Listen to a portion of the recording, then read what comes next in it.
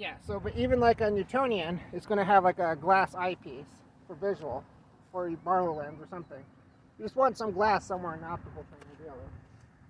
Unless you're doing like ultraviolet imaging or something like that. Okay, so this is safe.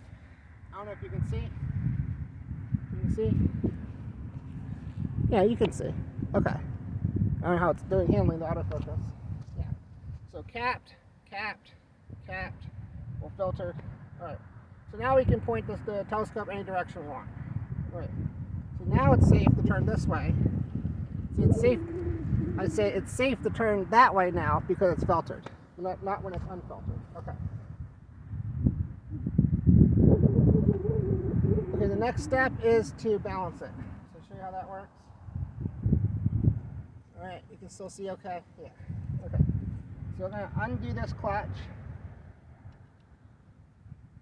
Remember, hold the tube. It's going to fall off as soon as you undo the clutch. You got to hold it. Okay. Now just let it go. Let's see if it's. I tip it. It's pretty close.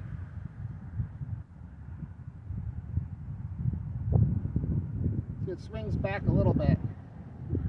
I don't know if you can see what I'm doing. Rotate it this way. I don't know if that's going to help or not. I'll leave it like this. Okay, so what I'm going to do next is, it's pretty good.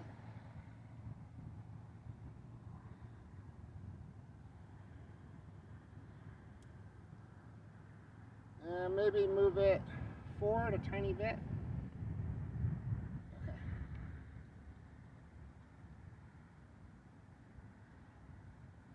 It's not as good. So go back.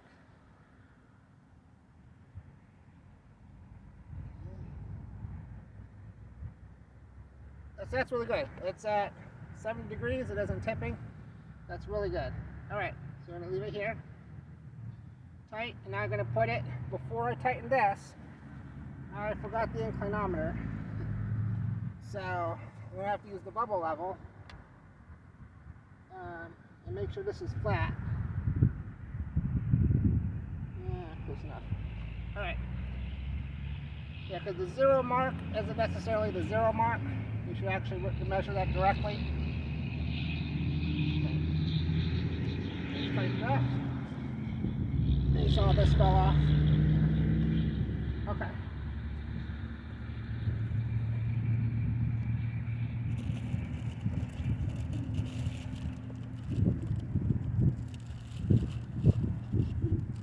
Just saying, remember, don't lose your caps. Put your caps in the cases.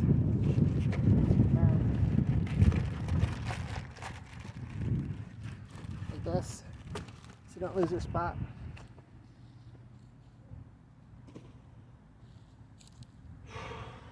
Okay.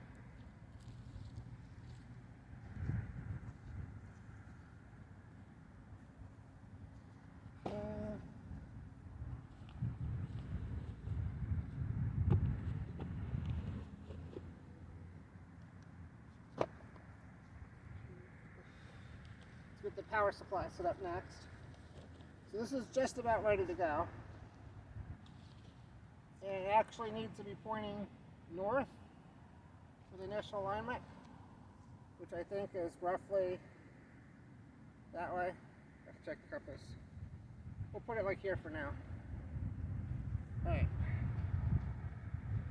And then I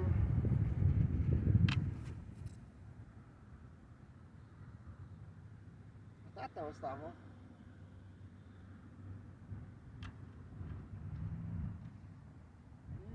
Let's rebalance this. I don't know what happened. See, the thing might have shifted. That's the problem. In the mud. Oops. Wrong one. Yeah, gotta be careful with that. Okay.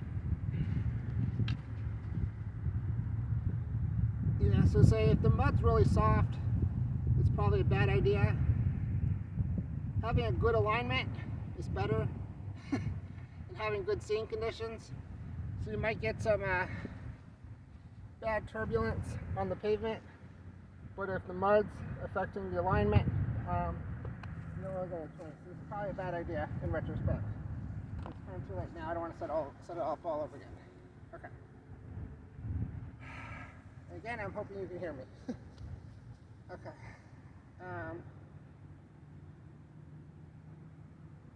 Otherwise, power. Okay. Well, I can move this closer. Chip, chip, chip, chip, chip, chip, chip. Like here. Alright. See a bit better now? Or hear a bit better now? Okay, power.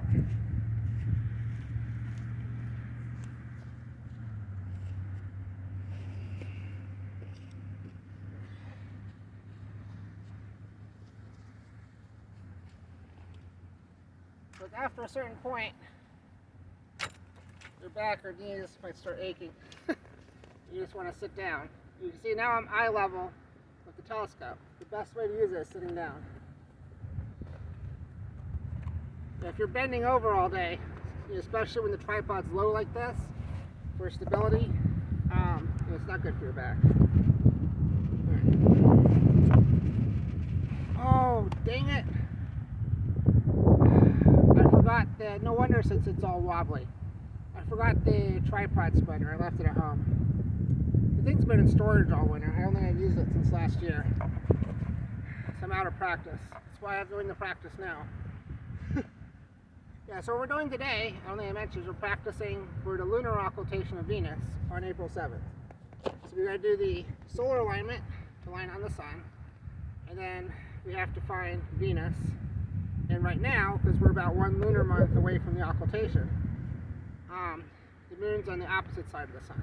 So I don't know if that's the actual reason, but it just is. So okay, so I'm going to put this down here. Anyway, I was going to say, the tray is too small to hold the power supply, but yeah. Again, I'm hoping you can hear me. Let's get this powered up.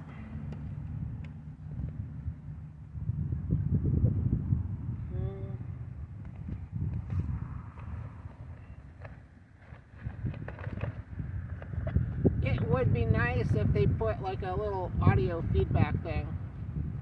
Like a little, you know what I mean? So I can see what the mic levels are. I know if I need to walk closer or shout louder or something. Because I have no idea if you can hear me or not until I actually stop the recording and listen to it. Yeah.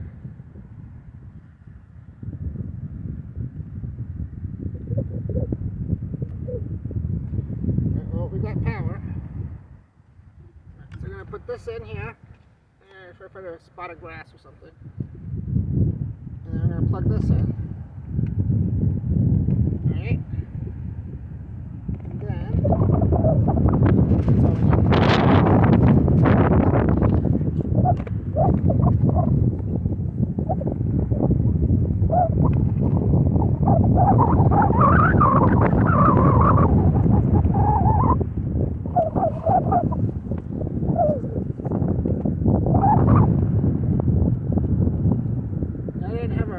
breakfast. I left in a rush and had some leftover donuts. It's not really a breakfast.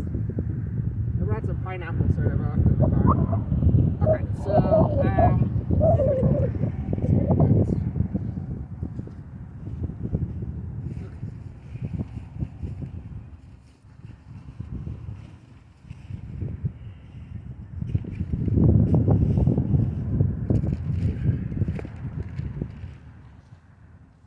at least I remember the hand controller. Then we definitely have to go back home. I'm not going to go back home without the spreader. That might be why, like I said, remember it was level and then it wasn't level, because it's really important for the stability. You should not use it without the tripod spreader. Like every telescope tripod should have one. Like some of the cheaper factors I think don't. But you know, if you're using anything, you know, more than a few pounds, you definitely need that.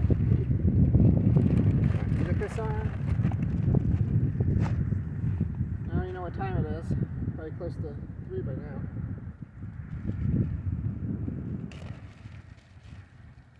Probably past 3 o'clock already.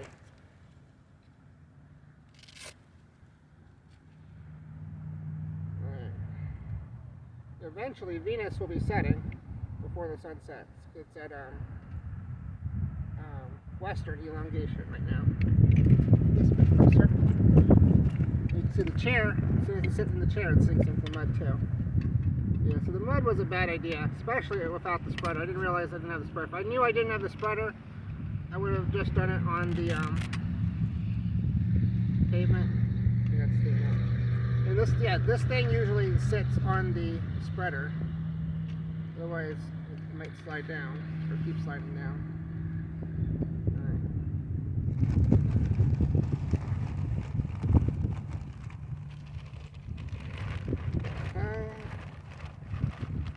I just put everything in a Ziploc bags for protection.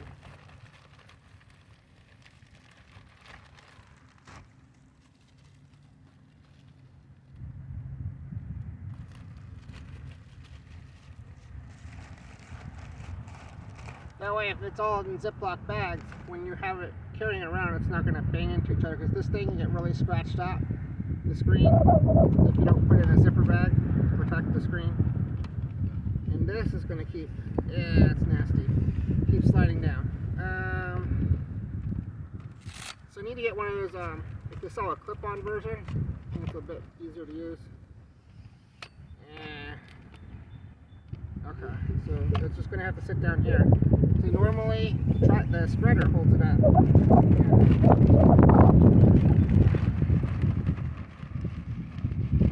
So I'm not crazy about this breeze either. Every little thing is going to affect the ability of the telescope. Like every little thing is going to affect the ability of the telescope to find and track objects. So, you know, how hard is the ground? You know, how much breeze there is. You know, the spreader. So right now, we got like 4 different things counting against us. A, it doesn't have the spreader. B, it's on soft ground. C, I didn't have the inclinometer, so the initial leveling's not that accurate. You know. And on top of that, we're doing the daytime alignment, which is about 3 times less accurate. It only uses 1 object instead of, well, technically it's 2 reference points instead of 3 reference points. So it would only be like 2/3 as accurate, but it's a lot less accurate. I don't know the exact numbers. Okay. So this goes in here. This goes in here. Okay. Alright, so at least it's not sitting in the mud. You can't see, it's probably outside your frame. Okay, I'll turn the camera down a little bit maybe. Yeah, there you go.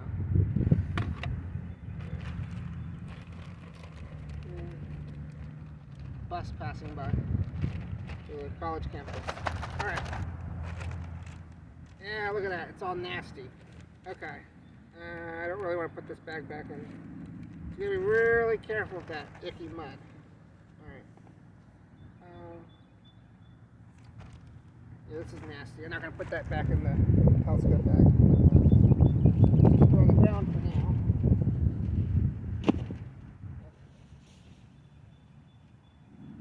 Okay, so I think we're about all set.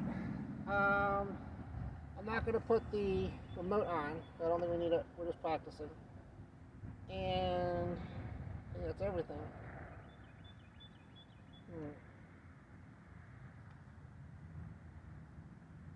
Alright. These cobwebs sometimes form out of nowhere. I think they carry on the breeze. Okay.